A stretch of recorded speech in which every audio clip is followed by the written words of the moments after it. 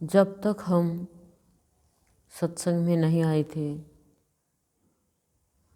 भाव योगी की महिमा से अनजान थे, तब हमें क्या अच्छा है क्या बुरा है, समय निरर्थक जा रहा है सार्थक हो रहा है, सांसारिक उपलब्धियां ही सब कुछ है, स्थूल का सुख ही सब कुछ है, बस ये जानते नहीं थे, पर ये था बस यही है।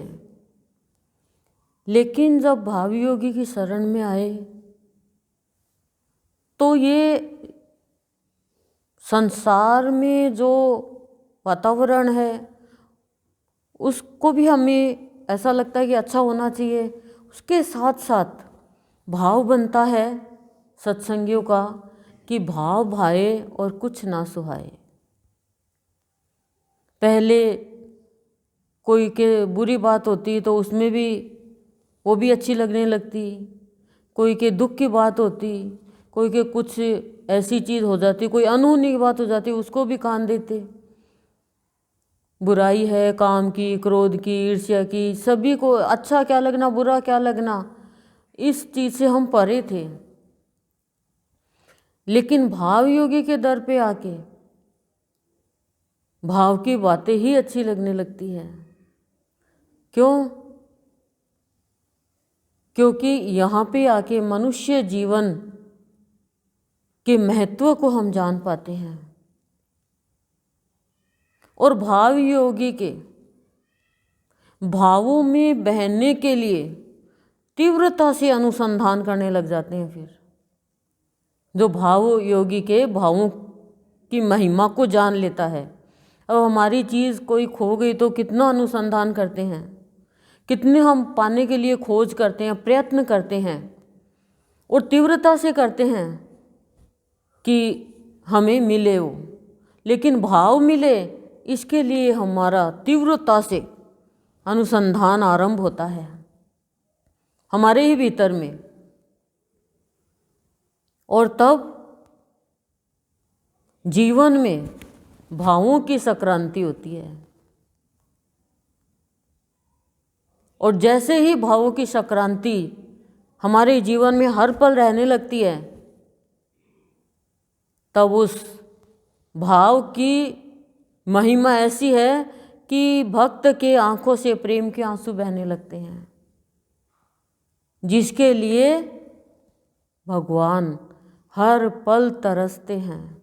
एक एक आंसू मोती का रूप बन जाता है और पता भी नहीं चलता है, भगवान अपनी हथेली में ले लेते हैं।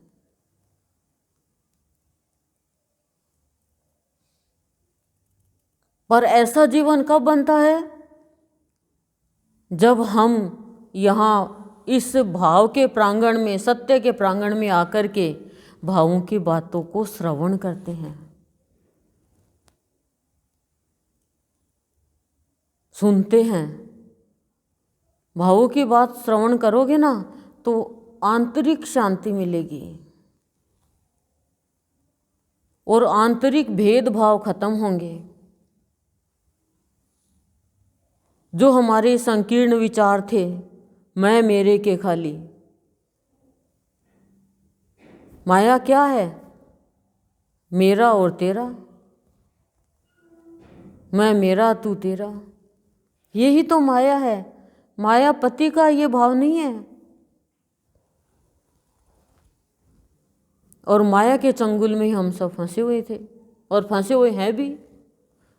कोटि कोटि में तभी तो कहा ना कोई एक भक्ति कर सकता है,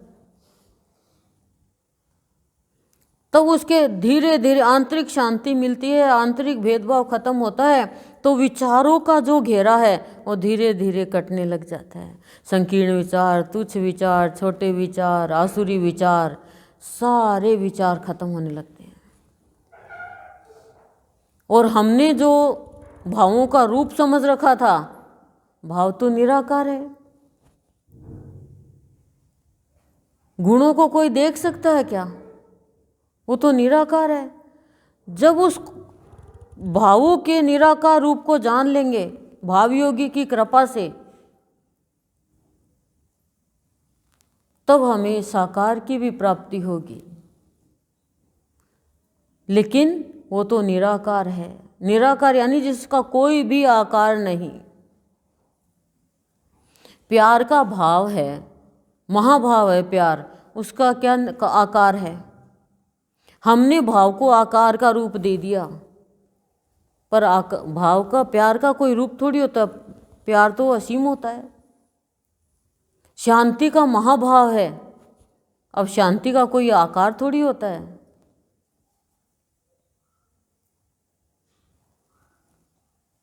शांति का तो सागर लहलहा रहा है भगवान के हृदय में।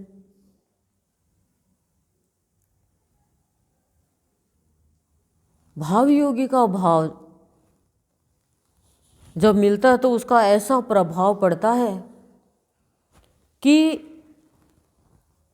भाव को पाने के लिए भक्त रोता है, तड़पता है कि मुझे भाव में बहना है, भावों में गमन करना है, भावों का संचार मेरे रोम रोम में हो जाए।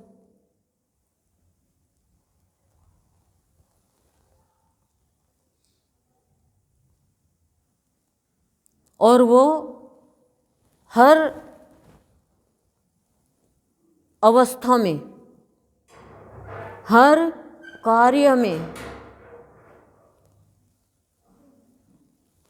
हर घटना में भाव ही प्राप्त करता है। क्योंकि भाव में बहने लग जाता, जैसे जल बहता है ऐसा उसका जीवन भाव में बहता है। हमारे जीवन में तो घटना यदि प्रतिकूल हो गई तो अभाव में बहने लग जाएंगे, अवस्था हमारे अनुकूल नहीं तो अभाव में बहने लग जाएंगे, कार्य हमारे मुताबिक नहीं हुआ तो भाव में बहने लग अभाव में बहने लग जाएंगे। अभाव क्या है? क्रोध आना अभाव ही तो है। रोना खाली इसके लिए ये कमी रह गई, ये कमी रह गई।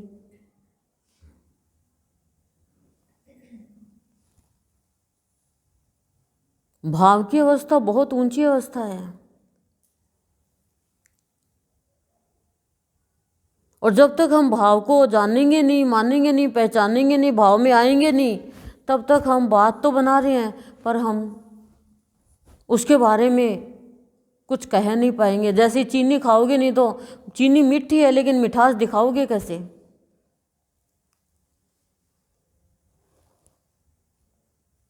वो तो अनुभव की चीज़ है। पर आपने अनुभव तो किया होगा जब आपके अंदर में किसी के प्रति श्रद्धा का भाव है तो आप उसका अनादर नहीं कर सकते। फिर हर चीज़ में जब भाव आने लग जाता है, भाव ही लेता है, ये मान के चलो ईश्वर की विशेष कृपा है। तब भाव पाने के लिए तीव्रता से अनुसंधान शुरू होता है, क्योंकि भाव तो हमारे हृदय की गहरी गुफा में छुपा हुआ है, बहुत गहरी गुफा में छुपा हुआ है।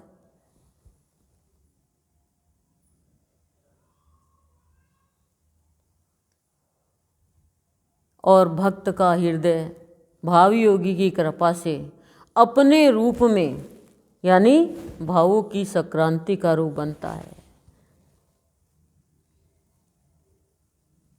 फिर भक्त के अंदर जो श्रद्धा का भाव होता है वो श्रद्धा ही भाव योगी के भावों के प्रति आदरणीय का भाव बनता है। वो भाव को आदर देता है, भावों को रिस्पेक्ट देता है।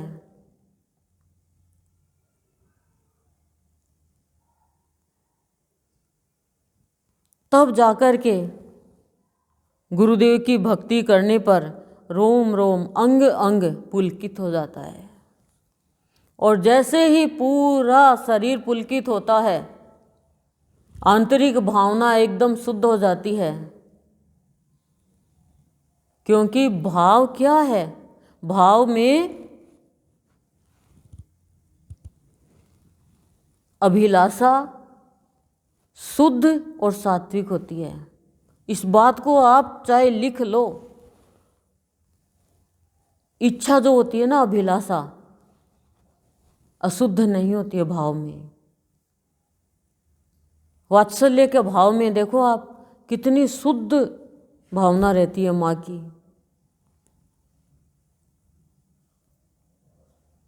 वो कभी भी अपने बच्चे के लिए ये नहीं कहती तेरा कुछ नुकसान हो जाए क्या। शुद्ध भावना, सात्विक भावना भाव में रहती है और अभाव में अशुद्ध भावना हो जाती है। तब दुनियादारी की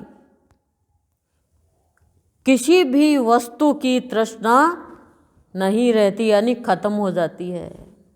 अशुद्ध भावना में आती है, इसके पास तो इतना है, मेरे पास तो है ही नहीं।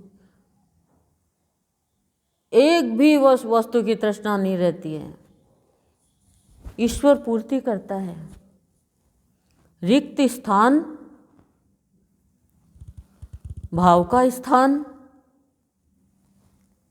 प्यार का स्थान, सब भगवान भरता है। पर उसको स्थान तो दो। फिर भक्त जो होता है, भक्ति करता है, सत्संगी होता है,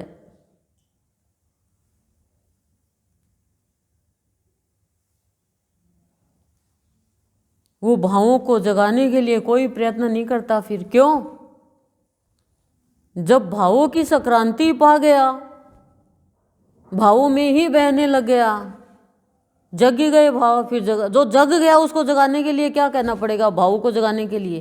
नहीं तो कहते हे प्रभु सोए भाव को जगाओ, हे नाथ सोए भाव को जगाओ। जो भाव सो गए उनको गुरुदेव जगाते हैं, और जिनको जगने की जरूरत नहीं है वो जगे हुए रहते हैं।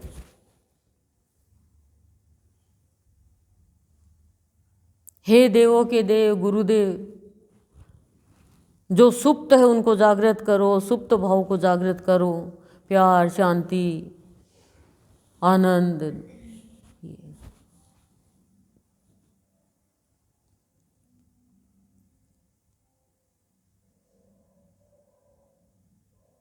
दया का भाव, श्रद्धा का भाव, वात्सल्य का महाभाव, वीर भाव, दासत्व भाव। हनुमान जी का क्या भाव था? दास भाव। अर्जुन का सखा भाव। हम कई बार कहते हैं तो अभाव में है, कितना ही मिल जाए चाहे। भाव में रहेंगे ना, कभी किसी के ऊपर गुस्सा नहीं करेंगे। अब गुस्सा नहीं करेंगे, आप तो कह दोगे आप तो आप भाव में नहीं हो, आप गुस्सा करते हो। पर गुस्सा, सही गुस्सा, जैसे माँ बच्चे पे करती है, बच्चा गलत काम करेगा तो माँ डांटेगी नहीं क्या? पर वो गुस्सा कितनी देर का है? पानी पे लकीर, बस। फिर पुचकार लेगी, सहला लेगी।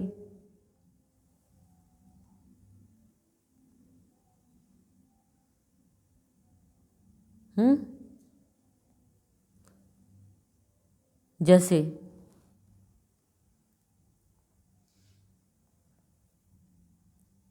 एक बच्चे को अपने पिता से कोई भी वस्तु मांगने की आवश्यकता नहीं होती। क्यों? क्यों? उसे पता है कि मेरा पिता है, वो मेरी हर पूर्ति करेगा, मांग पूरी करेगा, कमी रहने नहीं देगा। उसी तरह एक सत्संगी सद्गुरु का सहारा ले लेता है तो उसके जीवन की दिशा सिर्फ और सिर्फ सद्गुरु के चरणों में ही रहती है। वो दिशाहीन नहीं होता, भटकता नहीं है दिशा से। हमें जाना है पूर्व की ओर, लेकिन सद्गुरु के चरणों की दिशा है तो हम कहीं और नहीं जाएंगे। और चले जाएंगे दूसरी दिशा में तो कहाँ पहुँचेंगे? जहाँ पहुँचना है वहाँ नहीं पहुँचेंगे। और चरणों की महिमा तो अपरंपार है।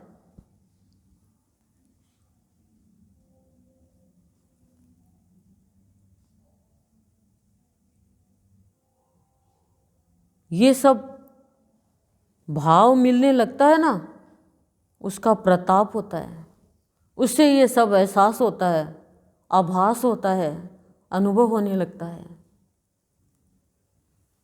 जैसे हमें सर्दी का अनुभव होता है, गर्मी का अनुभव होता है, भूख का अनुभव होता है। भूख लग रही है, हाँ दिखा, अब कैसे दिखाओगे? नहीं दिखा पाते हैं। लेकिन भूख मिट गई, स्थूल की थी तो खाना मिल गया, भूख खत्म। और भूख किसी से भी मिट जाती है, पर रोटी ज़रूर चाहिए। नहीं चाहिए क्या? ऐसे ही हम सब कुछ खा लें, रोटी के बिना अधूरी सी। ऐसी पूजा पाठ तो हम करते ही हैं, सभी करते हैं, लेकिन अनुभव क्या है यहाँ पे आके कि संतों ने भी कहा, तुलसीदास जी ने भी कहा है, सत्संग की महिमा बहुत ऊंची है। आधी से आधी घड़ी का सत्संग भी पाप कर्म जला के भस्म कर देता है। लेकिन फिर भी देखो, मानव जीवन मिलने के बाद में भी सत्संग का हम कितना महत्व जान पाते हैं। ये तो गुरुदेव की विशेष कृपा है हमारे ऊपर कि हमें घर से निकाल निकाल के लाते हैं। अज्ञात की शक्ति है ये तो। क्यों बोलो? और सत्संग में आने के बाद में विचार करीब करीब शुद्ध होते हैं, भावना शुद्ध सात्विक होती है। बुरा नहीं कर सकते किसी का सत्संग में आने के बाद में।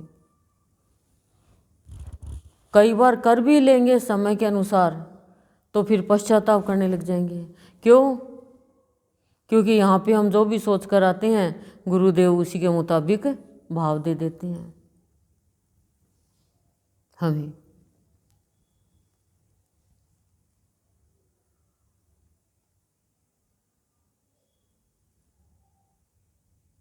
जब भाव की प्राप्ति होने लगती है, भक्त को भाव मिल जाता है, फिर वो उसके जो भी निकट में आता है उसे भाव की उपलब्धि वितरित करता है। हम क्या करते हैं? वितरित। हमारे पास है वही तो वितरित करेंगे ना। कई बार हम जाते हैं बहुत आशा लेकर के और मिलता है हमारे मन के प्रतिकूल, तो हम कहते हैं नहीं जाते तो अच्छा रहता। समझ भावों में आदरणीय बन जाती है भावों के प्रति और स्थिर हो जाती है। भाव जब मिलने लगते हैं तो भावों की स्थिति में अभिलाषा पूर्ण होने पर, भावों की पराकाष्ठा पर जाने पर जीवन स्थिर होता है, डामाडोल नहीं होता है।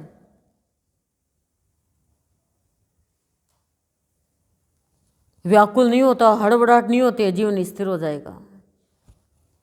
लेकिन भावों की पराकाष्ठा चाहिए एकदम, कि फिर अभाव को जगह ही नहीं मिले।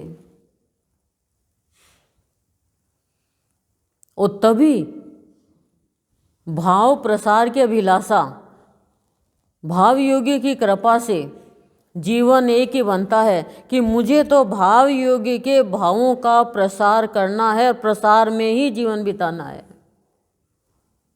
दृढ़ता, दृढ़ निश्चय, अंगद के जैसे निश्चय को बदलना नहीं चाहिए कभी भी। स्थितियों को देख के हम बदल जाते हैं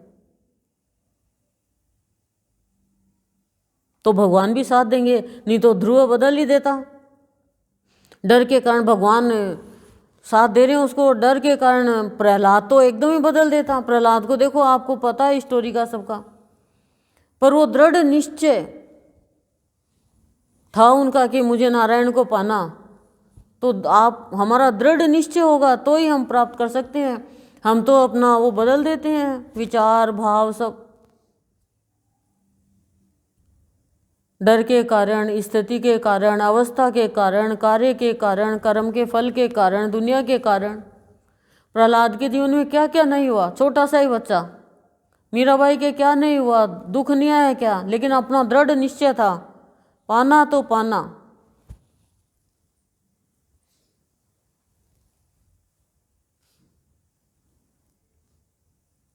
स्थूल में भी दृढ़ निश्चय करते हैं तो सफलता मिलती है हमें। तब जा कर के भक्ति की, भाव योगी भगवान जो है हमारे गुरुदेव, उनकी भक्ति की महिमा को अंतरतम पाता है और भावों में गमन करता जाता है।